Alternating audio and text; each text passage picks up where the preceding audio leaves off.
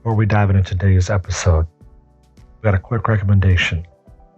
I'm reading Crash the Chatterbox by Stephen Furtick, and it's packed with great stuff. There's a standout line that really resonates, especially today. The voice you believe will determine the future you experience. It reminds me of how Jesus, through his death and resurrection, showed us the incredible things that can happen when we choose to believe in the will of God. If you're on a path to better yourself or your work, this book might be the nudge you need. You can find it on faithunhinged.com, and buying it here helps support what we do here.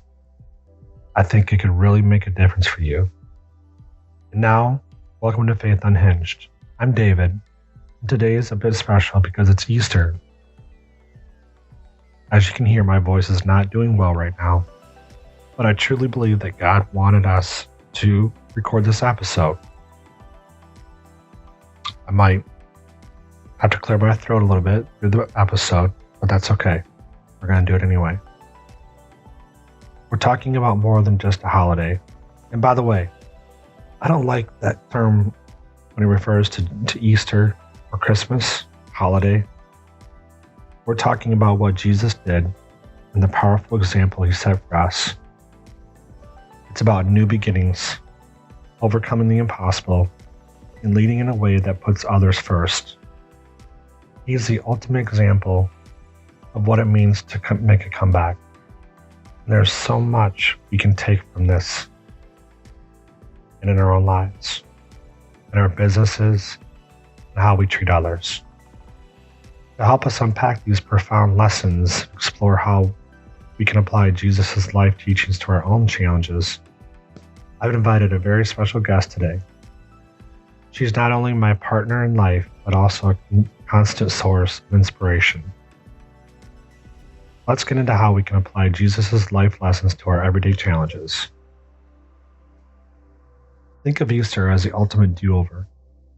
Jesus beat the odds, big time, showing us that it's not impossible to bounce back, no matter what. Got a project that flopped or an idea that didn't take off? Remember, Jesus' story tells us it's never too late for a second shot.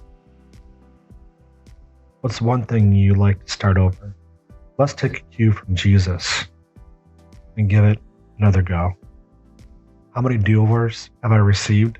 Well, I don't know if I can count that high, especially for my younger days.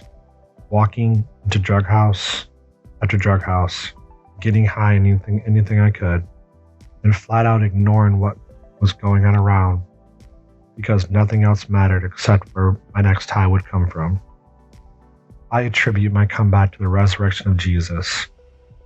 And on this Easter Sunday, I remember I could be in a much worse position than I am, but because of Jesus' death and resurrection, I am forgiven and set free. I am an heir to the throne of God, just as you are. Jesus had his share of tough times, right? But he didn't let any of this break his spirit. That's something we can all remember when our own plans hit a wall. And by the way, if you're wondering, following God's plan is what works the best. Just saying. Think about a time you felt like throwing in the towel. I know I have several times, even this past week. Sometimes you just feel like going back to bed and starting all over. But the same challenges you faced yesterday may still be there when you get up in the morning. How do we face this head on? Jesus gives us insight into this in Matthew 19:26. It goes like this. Jesus looked at them and said, "With man this is impossible, but with God all things are possible." Of course, I'm not always perfect. Being a mom and a nana has really shown me how important it is to lead with love and kindness. So what's one thing you can do this week to help someone else? or make them feel important. Let's try to lead more like Jesus did. As we wrap up today's episode, I want to leave you with a thought from Matthew 28, 5-6, a scripture that truly captures the essence of Easter. The angel said to the woman, "Do not be afraid, for I know that you are looking for Jesus who was crucified. He is not here. He has risen, just as he said. Come and see the place where he lay." This passage speaks volumes about hope, resurrection, and the promise of a new beginning. It's a powerful reminder. It's been incredible sharing this time with you, reflecting on the deep, meaningful lessons of Easter. Nancy, thank you for bringing your insights and heart to our conversation today. Thank you, honey, and thanks to everyone listening. If today's message touched your heart, we encourage you to share it. You never know who might need a little bit of hope and encouragement. Please subscribe to Faith Unhinged wherever you get your podcasts. Let's keep this community growing. For more inspiration and to see how the spirit of Easter is alive today, check out the Belonging Co. They're a wonderful community that really lives out the message of hope and belonging we all crave. You can find more about them online.